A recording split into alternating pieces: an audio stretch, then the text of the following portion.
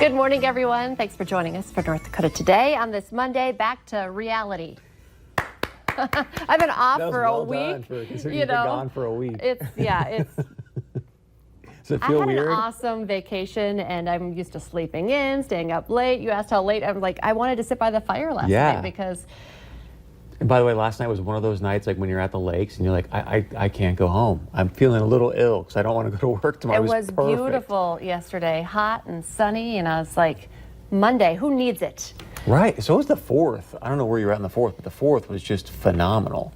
I know you've already talked about this because you worked a little bit last week, but my vacation started with still working, but we were in Medora. I brought my girls out there, but then after that we put a lot of miles on the car. Went to Mankato, Minnesota. My brother has a lake place, so we were on Madison Lake, and so we had an awesome time out on the boat there. And then we thought, well, let's head way back to Western North Dakota again. My husband brought the girls out with his dad fishing on Lake Sakakawea. They had a fishing guide and everything. Caught like a 21-inch walleye or something. So I have fish in my deep freeze, and then up to Mouse River in northwestern North Dakota. And you drove all those trips? All those trips. Just drive. My girls were like, it's so much fun, but every time we leave one place, we have to drive for 5 hours. Right. It was 5 hours to Medora, then 5 to Fargo, then 5 to Mankato, and then 5 back, and then... Wow. I know, lots of driving, but it was worth it. You need a vacation. I need a vacation from my vacation. I thought about taking today off, but I just sucked it up and came in. So I have a bazillion pictures, but I just picked one from the 4th of July. Oh, that's great. And this was taken, there are my 2 babies, Miss Marley, who's now 11, and Bailey, who is 7, out in my dad's canola field. We kind of do this every year. It's fun to look back. I should have put up last year's and the year before to see how much the girls have grown. So we were up near the Canadian border, up at Northgate. My dad's farm is behind us, and just...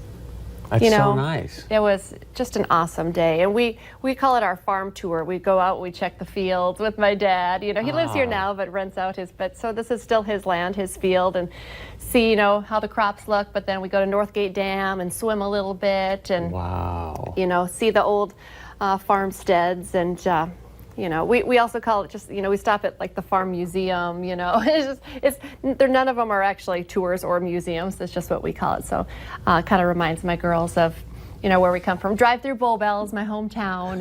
And Marley, right now, she really wants to live in a small town. And she does? Yeah, she does. She's just is really jealous that I got to grow up in a small town. I know. When we were in Medora, they wanted to move to Medora. That's like a really small, it's beautiful, but that's like a really small town. We went to Bull Bells, and she's like, where I went to the same building, K through 12. And they're like, this would be so awesome. I wish we still lived here. Really? I wish we still lived here. Don't you want to live here? And I'm like, I love Bull Bells, and I had a good time growing up there, but... That's awesome, though. I'd like to be able to call for pizza at, What was the song you had in your head after Medora again? I want to be a cowboy? Should have been a cowboy. Should have been a cowboy. There you go. Toby Keith, yeah. My girls, they did horseback riding. I should post some more pictures on our NDT Facebook page a little bit, because I have pictures of, from... behind the scenes at the musical, Pitchfork Fondue, to, we did horseback riding. We did that Perception House as well at Medora, where the girls did great in there. I got my balance was thrown off and I didn't feel very well, so I just stepped out of there. How did Marley, because Marley, our producer, was a little iffy about the horse thing. How'd she do? She was terrified. She did awesome. She did? Oh, yeah, good. She was smiling the whole time, actually, and she was talking to her horse and petting her horse. I can't love remember what her that. horse's name was now, but we all had awesome horses. And you did you go I on a did it too, and horseback ride? it's an easy ride, but if you're a novice on a horse, you're right along the edge. If that horse all of a sudden just is like, I don't feel like doing this anymore, you're Gandhi. So it was just incredible to be there. And then I went to the park too, which was awesome. We didn't have time this time to go to the park, so. You have to go back. I have to go back. Yeah, I have friends who are there right now. I feel like everyone's going to Medora. It's the place to be this summer, so it's good stuff. What'd you do on the 4th? So we hung out. We went to our neighbor's house, played some games, and then we were lighting off fireworks. And I had some old stuff that I just, blew off, and I love fire. I love fireworks. And so we got to probably about 10 o'clock. I was like, dude, I got to go get more. So I made a quick fireworks run, got a bunch more, and then I put up on Instagram. I should have sent it to us today, but I've got this great picture where I blasted off, I don't know, they call them like the big fireworks. They shoot like 20 big things up, whatever. And I've just got this picture with me holding up the empty, I know what you call it, empty fireworks, but I am so happy. I've got this huge smile on my face. And like a big kid. Is Aji like supportive of the fireworks? I mean, she loves them.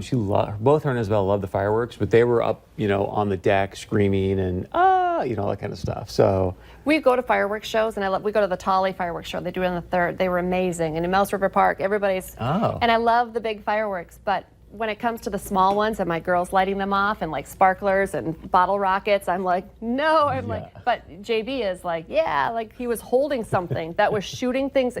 He was holding it. So I was wondering, is dad versus mom thing, he was like, Marley, come hold this while it's shooting fire out of it. And my dad was like, Lisa, you need to, you did it when you were a kid. I'm like, well, it's different now. The helicopter mom in me was like, stay away, love helicopter. I like to go to, like memory fire and like, look at these cool light up light bracelets that I bought you. Oh, come I have become that mom. I love the poopy puppy, which just is like, stays on the ground and like just stuff comes. No, we had the full blown. Yeah, and you were like smiling with the. Yes. But the other thing, though, I don't know what it was like for you guys out west, but Isabella just got chomped on by the mosquitoes. I felt They so weren't too bad for bad her. out there. They're bad here, huh? Oh, boy. Her legs. And, when you're young like that, I don't know if it's just, I put on a bunch of heavy duty stuff. She put on some lighter stuff, but I felt terrible for her. Did you bathe in DEET so you were fine? Practically did. You still got a few, though. I like some on my arm, a couple on the neck, So I'm sure if you're out on the 4th, hopefully you either sprayed yourself well or you're probably hurting like Isabella is. I feel bad. I had read when I went out there, because I never am really off being a news person, and I noticed that West Nile was found in like a mosquito east of Minot, so I was like spraying myself. It was like 85. My husband, like, mosquitoes are not out right now, like at night, but I had so much DEET on me that I didn't really get, but the bugs weren't that bad out there. That's good. Either, so.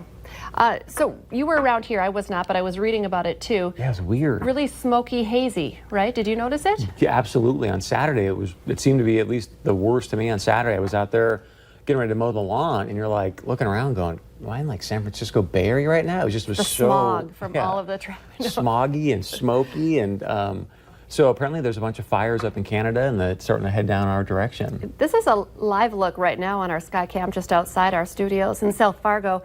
And apparently the conditions are starting to improve. The winds are starting to blow the smoke out east, but health officials are saying people should still be, proactive and taking care of themselves, because people with asthma or other lung conditions, it really can mess with them. So yeah, it doesn't look too bad right now, but well, I mean, a little cloud. Saturday, it wasn't like you could see the soot, but I mean, you definitely could tell like something's going on here, So, did you watch soccer? I did. I didn't watch the whole thing, but I watched, I saw the goals, which I love. And the second goal, I mean, the first goal was great because it was the penalty kick. Those are always fun. Did you see the second one? No, I didn't. I only knew because I was following on Instagram a little bit, so. The second one, she got the ball like probably about midfield, and she's, dribbling all the way down. And you're like, are you going to pass it? And all of a sudden she kind of does this, goes this way, and then puts her right in the corner for the second one. And then you knew, I think it was like at minute 80, you're like, okay, this game's over. I think we have a clip of people celebrating or watching, but we have also some video of the game. So I know, here, look at this. This is where you should have been. Americans are basking in the glory of the women's soccer team's World Cup victory. This huge crowd was in Kansas City watching the final game as they clinched their second consecutive World Cup title. But I was thinking we could, play a little bit of the video if I put it in there. Watching the game itself every time, because I don't know anything about soccer, I think these women are in like the best shape ever. It's amazing. I was last Tuesday, so this was early, I don't even know. Last Tuesday I was having lunch at a bar, and there was there must have been a game on, and people were going crazy. Were they? Watching. Yeah, that was, and I was like, I had no idea this was like at the point that it was at. But yeah. I know one of our producers, Noor, she's a big soccer fan, and she was doing a little, why watch the men? They can't do anything, Like look at the women, like killing it here. So, I gotta get on board and start watching. My dad was saying how he was so worried for everyone's knees. Oh, this was one of the. That was a penalty kick, One of the two. I mean, you're right. If you don't know a lot about it, it's kind of hard to watch because, watch this. I mean, she's like dribbling. You're like, what are you going to do? And then boom, right in the corner. You're like, oh my gosh. And that was to go up 2-0. The thing that I incredible. miss, though, because it's American announcers, have you ever watched soccer on like a Mexican or Spanish station? Oh, you haven't? I can't do it justice, but it's so great because the announcers are like, because there's so few goals. And for example, like when that girl would have scored there, they go on for like 30 seconds. They go, goal!